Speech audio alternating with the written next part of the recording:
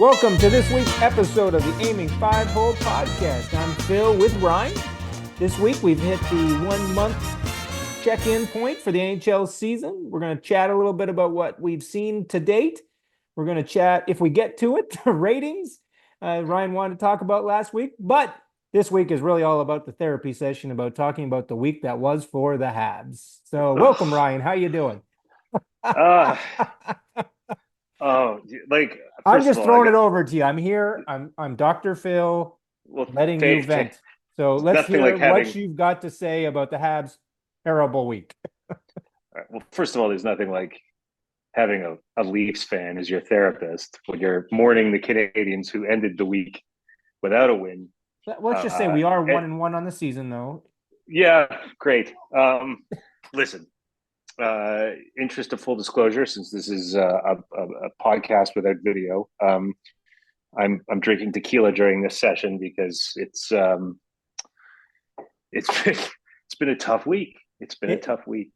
Listen, I think what's wrong with them? Come on, tell me. Give it to me. Give it to me straight. What's wrong?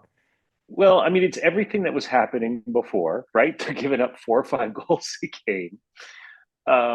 And then on top of it all, the hot start that their top 6 players had at the beginning of the season has gone poof. Like Suzuki, Caulfield, Hudson, Anderson, Slavkovsky, nobody's scored a goal in a week or more. And that's a bit of a problematic. That's problematic.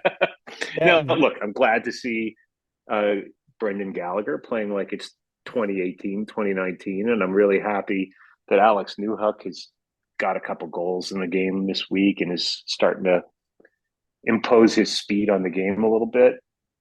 But it's really painful to watch. It's really painful to watch. It's so frustrating to watch these mental mistakes. There was a carbon copy of the goal. Connor Timmins' goal last night was a carbon copy of the goal that the Canadiens gave up to the tying goal against Calgary, where an offensive player is moving towards the blue line, and the Canadiens player turns the wrong way and leaves the zone and leaves this guy at the point completely uncovered. And that's bad. What's worse is that nobody came to pick him up. I mean, he had 3 seconds or 4 seconds to sort of slowly skate into the zone and pick his shot with nobody coming out to him to challenge the shot. I don't think I've even seen that in beer league. Yeah, like for me, what bothered me about that play, look, again, everybody knows I'm the Leaf fan, so I'm on cloud 9 after a 3-0 week. Although nothing bothered you. Nothing bothered me this past week. But let's put this into perspective. That play that you're talking about, the defenseman sort of Connor Timmins fanned on a shot, but then instead of the forward stopping, and we look at even in men's leagues hockey, when the guy misses a shot or you're going out after the defenseman, you stop. He skated around him. And then Connor Timmins had the ability to walk in, and then he perfectly took a shot off the butt of the defenseman standing in front of the net, and it went in the net. And I think we talked about this last week. One of the problems that even the experts were saying was effort from the Habs. And as a Leafs fan, I feel for you because the effort last night at times, especially in the first 2 periods, just looked atrocious. Like they just didn't care. Now, at what point do you worry about St. Louis? He's a competitive guy, probably no more competitive guys in the league than him. Like he was a dog in terms of competitiveness. But what point does he just go what the hell am I doing here? Well, I think that's a very fair question. It's a question that more and more people are asking, right? I minus wonder, 23. Like I said, they're giving up 4 or 5 goals a game. It's crazy.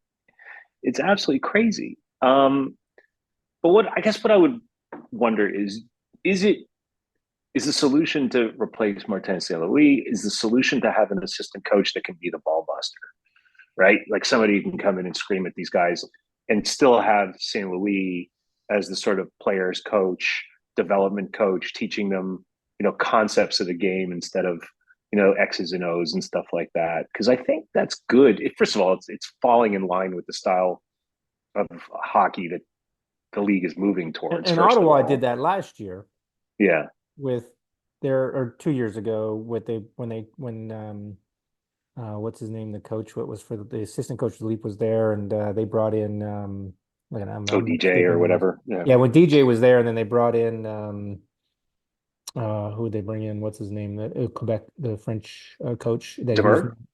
Demers. Yeah, and he was sort of the sounding board. He was there to help DJ sort of be the center board. Now he ended up taking Yeah. over when they fired him, and then they brought in the new coach. But is that a worrisome when I agree? Like he probably needs some better help in his assistant coaching ranks to help the team versus what he's got there. But does that worry you in terms of then the management system has given up on him? Does that sound the wrong Mm, signal? no, because look, I mean, everybody knows that he was coaching bantam hockey before he came to the NHL, right? So he needs probably some guidance Right. when you're dealing with. Um, but it just feels like a team that needs a Shea Weber.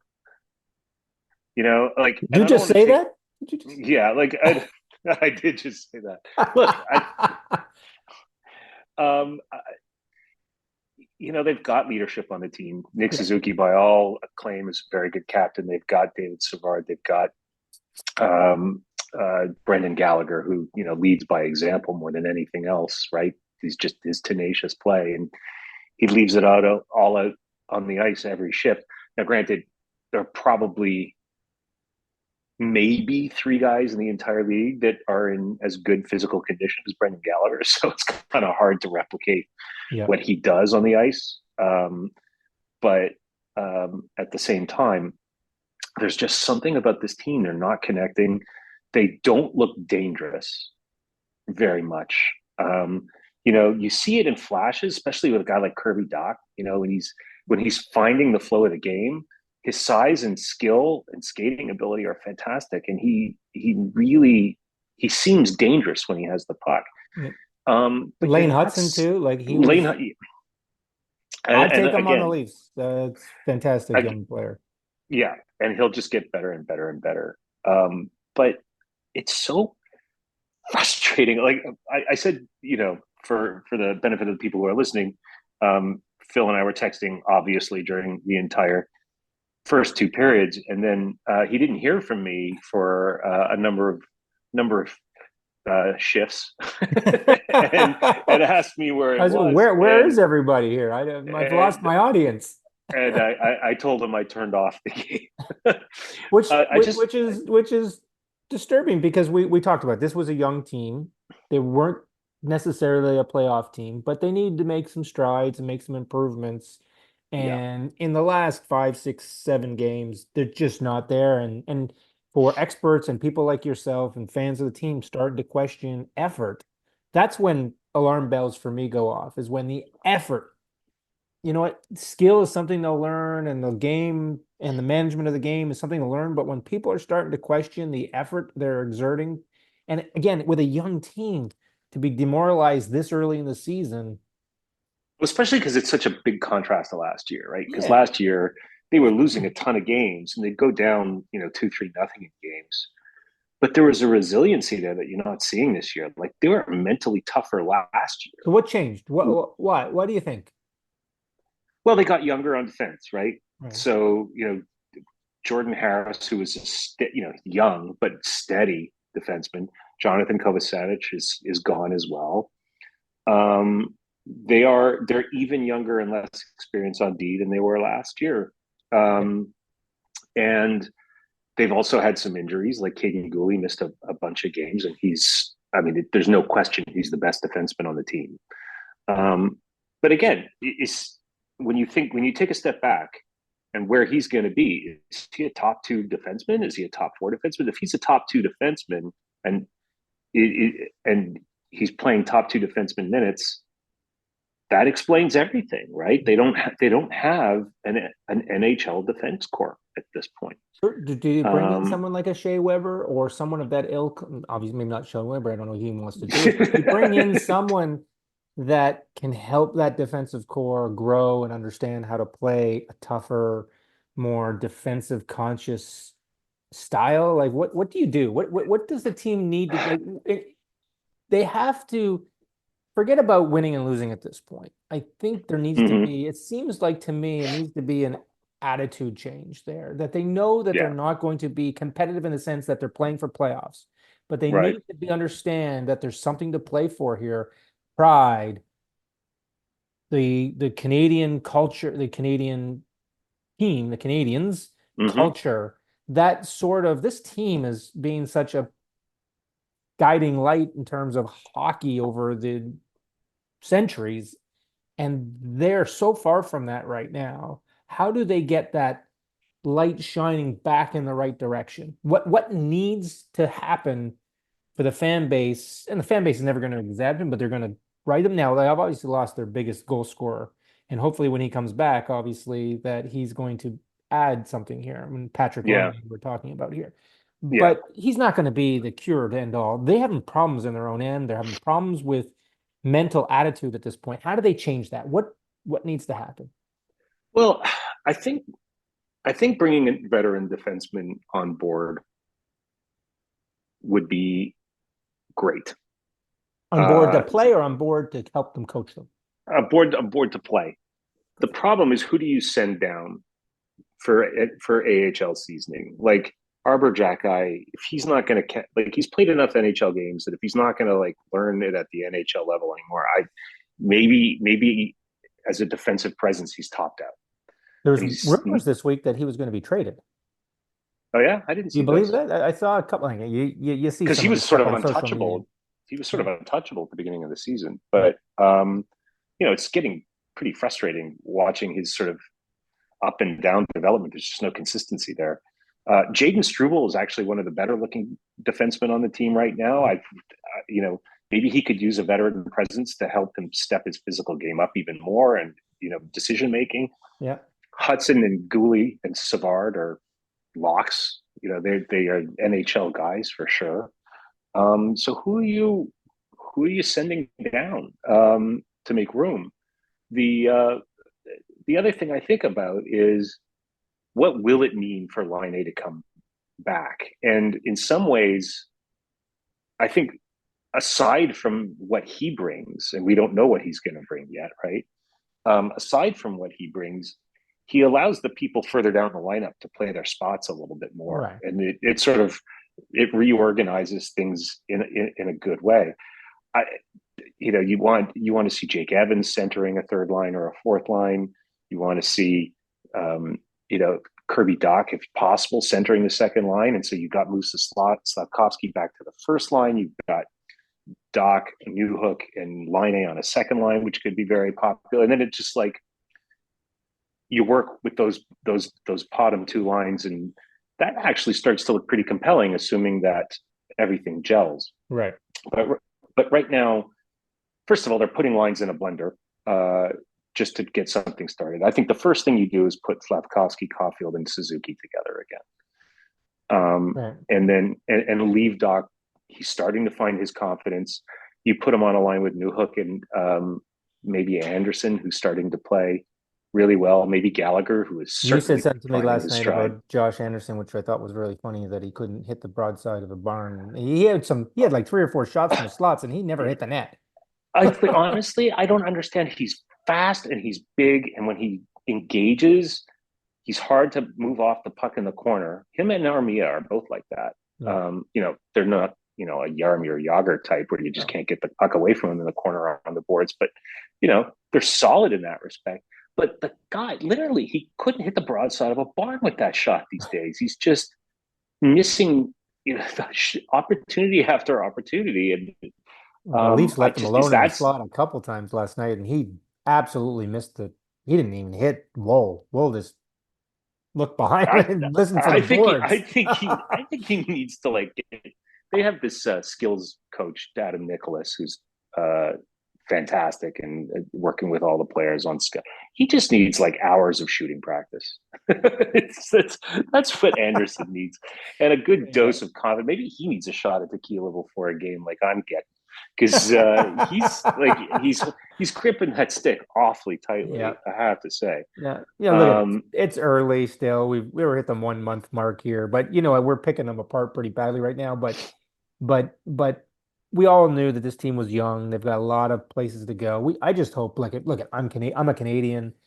I want the Canadian teams to do well. As much as I'm a Leaf fan and I'm not a Habs yeah, fan, I don't think the league is as good unless the Canadian teams are firing in all cylinders. Whether they're yeah, winning or yeah, not, yeah, I don't know. But so I'd like to see the team improve. And look, I'm a big St. Louis fan. Like I'd like to see them do better for him. I yeah. feel badly for him right now because this team, he's got this young team and he's a young coach. And you can see the frustration last night. The amount of times the camera panned and looked across him, you went, oh, I felt for him. And there's times where I wanted to write you notes going, I can't feel for you right now. I hammer him. Keep ham Keep hammering them. You like wanted it to be 8-1 at the no, end of it. no, no, no. I don't like those kind of games. And look, I thought the team come out of the third, showed a little resilience. The Leafs sat back too much, and Berube actually just lambasted them for Yeah. he was walking up and down the bench for the first 7 minutes of that third period, lambasting them. But I mean, we can talk about their side of the ledger yeah, in just a sec. But I'd like a yeah. couple Let's things I finish want off to the Habs. Yeah, let's finish off the couple Habs. things I want to finish off. We talked about the Timmins goal, but the Nylander goal where he just skated through a bunch of different defensemen on the way to the net. And by the way, it was a beautiful shot to beat Never Montembeau, should but happen though. Those never should defense have happened. never should. Never should have happened. And you know, you couple that together with how they just, even when they get the few chances that they had 3 shots in the first period. It was embarrassing. It's just they're really not doing anything with them, and then they're not getting the second chances. And again, I think that all comes with confidence, and confidence comes with success. And maybe they just need a few breaks to go their way for a few consecutive games, and then they start getting on a roll. But the fragility of this team is driving me crazy. It really is. It'll get Um, better. It will. I promise you. it, where's Ivan Demidov? We need him now. It's going to All get right, better. so enough about the Habs. Let's talk a little bit about. And we won't need to talk about the Leafs too much this week. I think look, it You've was got nothing to complain about. you So know, what's the time? it was a good week. I think for me the most positive part of the week was obviously beating the Bruins. We hadn't beat the Bruins in 2 years, I think 8 straight games we'd lost in the regular season to the Bruins. So to be able to beat them and beat them decisively was really nice. It's sort of getting that bit of a monkey off the back that like beating Tampa Bay early in the season. Then we went into Detroit, played a sleepy game, but won, which is important. I think it's important to Yeah. win those sleepy games. And By the then, way, by the sorry, way, the only thing that's making the Canadians' misery a little bit easier to take is the Bruins' mediocrity. we'll get to we'll get to We that get to that, absolutely. but Let's get to that but in terms of the it's mid the it's 1 month great to season and see. the surprise. Absolutely. Like and you know this, and fans don't probably know this, but for during the 80s and the 90s when the Leafs weren't making the playoffs for all those years, in the mid 90s when you and I were talking about hockey, you and I were betting, and I was that Bruin fan because I'm a big Cam Neely guy and as a big Janny fan. So those years I was so for the Bruins and you were for the Habs, and I was losing money to you like it was going out of style when the Bruins were losing to the Habs in the playoffs. Well, someday we have to talk about that history. But anyway, Yes, but in terms of the Leafs this week, beating the Bruins was a big thing, and getting over that Swayman headache was great. It's Then they go and play a sleepy game against Detroit. But again, you got to win those games, and I thought they played the yep, Berube style. And then Saturday night, obviously, I'm really happy beating the Habs. Nothing more makes me more happy than beating the Habs and the Bruins in the same week. But again, at times they were sleepy and doing what they need to do. But again, I think this week was what we talked about a couple weeks ago, is that consistency and finding a way to play the Berube style hockey on a more consistent basis. I think they did that. And it's interesting that they did it without Matthews. Like, Matthews is not the problem. Obviously, he's an elite player, awesome, and want him on the ice. Don't want him not on the ice. But I think a couple things got fixed this week. And I think it was because of a talented player not there, they made the game a little bit more simple. They went Yep. to the net. They went back to that puck deep, getting out of the corners, getting it to the front of the net, high, low play, 5-man unit play, and getting it to the net. They finally, I think they're now, they've scored more goals on the power play in the last 4 games than any other team has. And because they simplified it, they didn't have Matthews there, so they're not looking for him.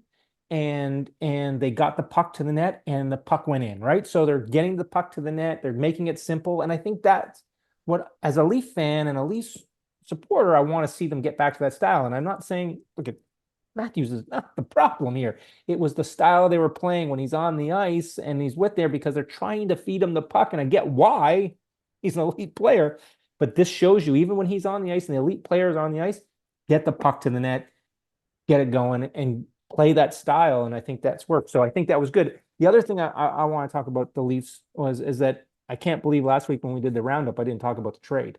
No, the and, Logan trade. and the Liljegren trade. And look at, I feel for Liljegren. He gave a lot to the team. He just didn't fit. It was time. He's just, He didn't well, I fit mean, the for a team, teams.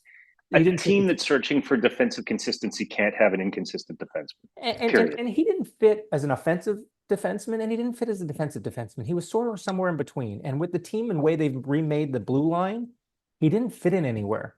And with Hakanpää coming back and Timmins playing really well and Oliver Ekman Larson playing well and everything, he just didn't have a place on this team. And Yeah.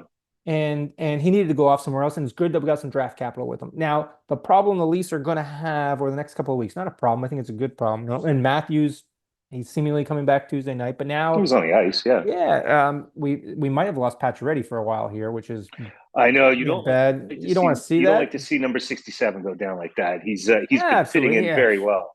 Yeah. And that line, I didn't love it when they were put together, but as I said, it's being sort of a great example of what they're trying to do in terms of play wise. But the other thing that they need to figure out some cap space. So maybe him going on, he's probably going to go on long-term disability. We don't hopefully Was it a he's hamstring? not. It was a hamstring, and it looked bad though. They had to carry him basically off the ice after Oh, the second oh, period. that's probably. So, but if he goes on long-term disability, Connor Dewar is coming back at some point. Hakanpää looks like he's ready. So hopefully it opens up some space for those two to come back. Dewar finds a space. It sounds like I'm going to say his name and you're going to correct me. Cal Yarncroc. You got it. I got it right. You got it. Is further away than they expected. So the bad thing for all this for me as a Leaf fan, it means we got to keep playing Robertson and Reeves. And Reeves looks old and slow out there, and Robertson looks so bloody lost. I just don't know what he's doing out there half the time. He's just this experiment with Robertson has got to end. I said it during the regular. Everybody was so excited during the regular season. You that can't this call guy it an was experiment. playing. You Oh, can't he's call it an experienced experiment. It's been 3 whatever. years. But everybody was so excited this preseason that he was doing so great. I went, hold on, guys. He's playing against AHL players. Like, this isn't. Forget it. Let's see what he does in the regular season. He's got 1 point. He's got any. Oh yeah, he scored a goal that was disallowed, but it was he just looks so lost out there. It's just great. Like, get rid of him at this point. What can they lose by not bringing Mitten back up? Because then you can move Domi back to the wing. You put him at the center position. Obviously, once Matthews comes back, and you can play around with the lines a little bit more. But if you got a guy out there that's going to run around and do nothing, give Minton the chance to prove himself and give him some experience because he's not going to hurt you, and he's a centerman, and you can put players in better spot. So I don't know. I'm just look. It was a great week for the Leafs. 3-0. They're playing great, getting back on that cycle stuff. But let's move off of this because we've used a lot of time talking about the Leafs and the Habs. We've been talking for 23 minutes about these two teams. But we've now hit the 1 month mark of the season, and there's a few things that have stood out to me. I don't know for you. Do you want to go first? You want me to go first? Like, what's the biggest thing that you weren't expecting that sort of happened in the first month of the season for you? Like, I did not expect San Jose to be flanked by Montreal and Nashville at the bottom of the standings. Yeah, those are the 2 things I did not expect. Yeah, obviously, especially Nashville. This makes no sense to me at all.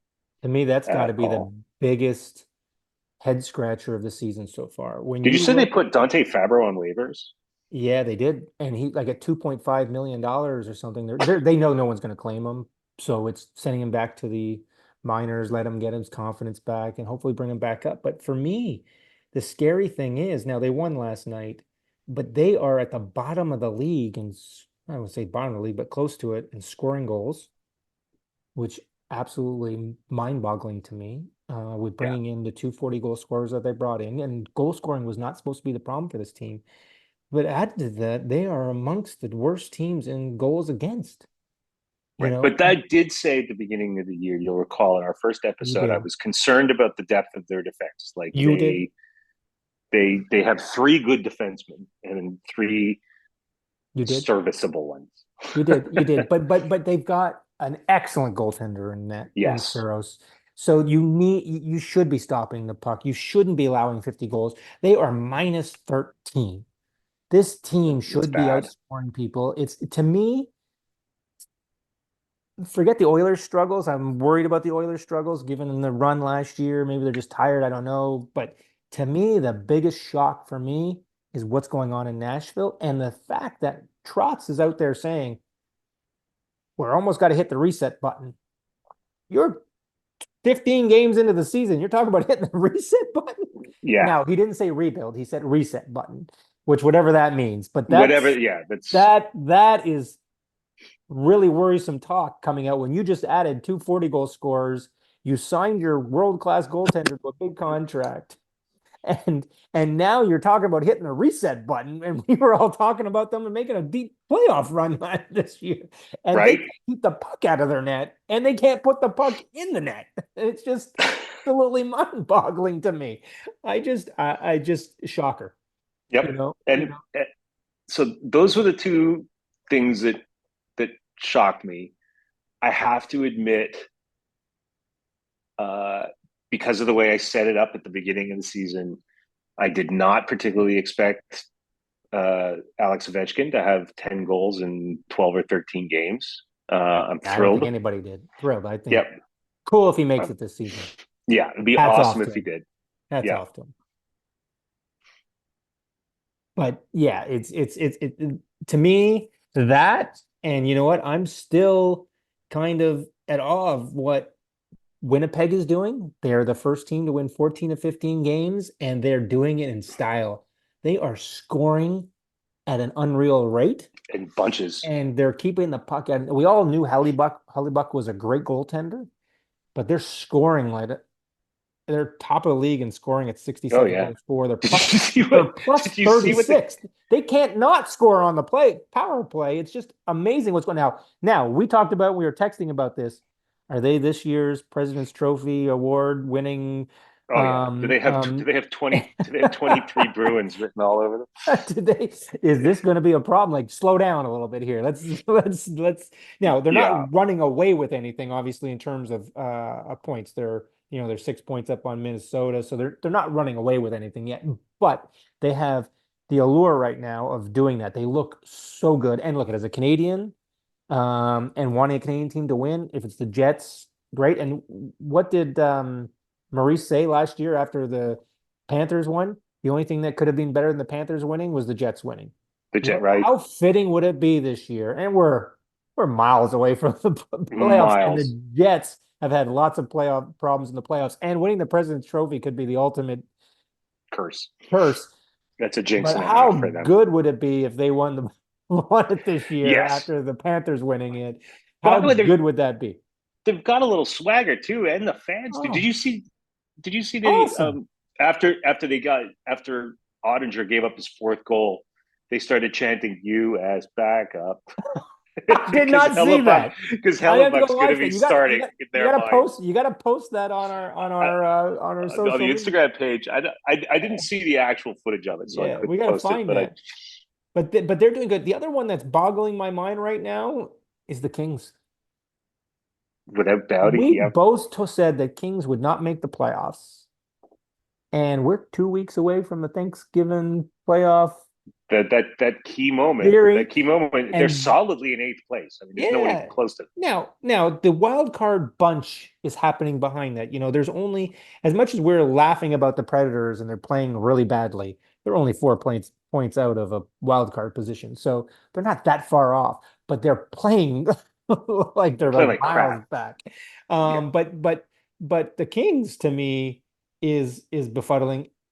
And to your point, the other piece is befuddling to me is the Capitals. Like with the change, like I was shocked the Capitals, like great to see Ovechkin scoring, and maybe they're only going to go as far as he takes them, but they're also playing well in net. They're actually their goals against aren't that they're plus 19. it's true. It's true. So there's some shocking things to me, which is good. Like you want some shock and awe as the season goes on. Shock and awe. But there's a few things happening that and I'm sure even the experts are like just shaking their head at this moment. But it's fun to watch. I'm enjoying, and again, I'm watching because we're doing this now. I'm watching more of the league than I thought. It's good to see Celebrini back as well, and he's off to, in terms of after He had missing a some games, he's sweet, sweet goal the other oh night. yeah, That no look top shelf shot from the slot was pretty yeah, sweet. and he's got But like getting back to Washington, yeah, Pierre Luc Dubois is not terrible. That helps a lot, right? yeah, He's got 8 points in 14 games. Now, granted, only one of those was a goal, but he's contributing. There's no question. absolutely. It's great. It's just fantastic to see. And the other surprise, as we've talked about, is Colorado. They're sort of going through these ebbs and flows. They're winning, losing four in a row, winning five in a row, losing like they can't keep it on the rails. Yeah, But yet in terms of goals for and against, again, they're amongst the leaders in goals against. They're amongst the leaders in goals for. Like they can't seem to keep the puck out of their own net, and they're having problems. which Maybe is they need crazy to me given their defense. yeah, I mean, Kale McCarr, Devon Tays, Sam Gerard. I mean, that three alone. and two of those guys are going to be on Team Canada. From Yeah, if you're listening to everybody, on Devon Tags and McCarr are definitely going to be in Team Canada come December 4th, which is the deadline now for announcing the teams. it's a little bit crazy. So it appears we are once again not going to get to the topic of ratings. This was a therapy session, and This was a therapy you owe session, me and $250 US in therapy. I may owe all of our listeners 20 minutes of their lives back. For their listeners that don't know, he was lying on a couch while he was talking about the Habs. I could see him in his Lying screen on a lying on the couch, couch glass of drinking tequila in tequila. hand. It was good. It was a fun week. And now we got obviously a busy week coming up the Leafs aren't quite as busy, I don't think, as the Habs are. Um, the week I'm just looking at the schedule this week. Where are we this week? The Habs play tomorrow night against Buffalo. Okay, great. That's hopefully they can get their heads out of their butts for that one. The Leafs play Ottawa on Tuesday, and Ottawa's always given us a challenge. Ottawa and Toronto's always been an interesting I'm going to be at battle. that game. Oh yeah, you're going to be in Toronto. You're going to I'm going to be in Toronto. Toronto. I'm going to be at that Yeah, game. Yeah. yeah. Well, you know what? You and Ron better be listening to my text change during that game. Oh, for sure, for sure. Yes, because you guys. Make sure we're on the arena Wi-Fi, so I don't miss a And text then you guys got Dubas and the Penguins on Wednesday. The Leafs because have the last one went Washington so on well. Wednesday. Yeah. And then neither you guys play now. Minnesota is going to be a tough game for you guys. Minnesota, you guys got to play. You guys got a busy week. Thursday, you got Minnesota. That's going to be a tough one. Those guys are Kaprizov might score 5 against the Canadians. they're good. And then neither of us play again until Saturday. Actually, the Leafs do not play on. Yes, they do. They play Edmonton. Ooh, that's gonna be fun. Oh, Next that'll be a Saturday, good we one. got Edmonton. You guys got Columbus. Okay. So not so busy for the Leafs, but busy for the Habs. Oh, great. Games. Gonna be fun. Hopefully the Habs pick it up. Hopefully the Leafs can keep this going. Hopefully we get Matthews back. Hopefully Pacioretty's not quite as bad off as we want. And I'm interested to see what management does now in terms of opening up spots. Everybody, there's been so many rumors around trading Robertson. Will they trade him? Will they not? Because they need to open cap space. I still hope that he does find greener pastures that's not blue and white. Um, But it'll be interesting now that Pacioretty's injured. Will we need him? I'm still saying bring up Minton, let him, earn his marks in the NHL. But we'll see what happens. But it'll be Yep, another fun week. absolutely. Been interesting. Dr. Phil here for Ryan, as always, and I look forward to being your therapist again next week. You may be my suicide prevention therapist by next week, the way things are going. All right, All right, buddy. you have a great week. Fantastic. Good to see you, and all the best for the Habs this week. Thanks, man. Talk to you later. All right, Bye-bye. bye. Check's in the mail, right? You're gonna send me the check? Yeah, sure. Talk to you later.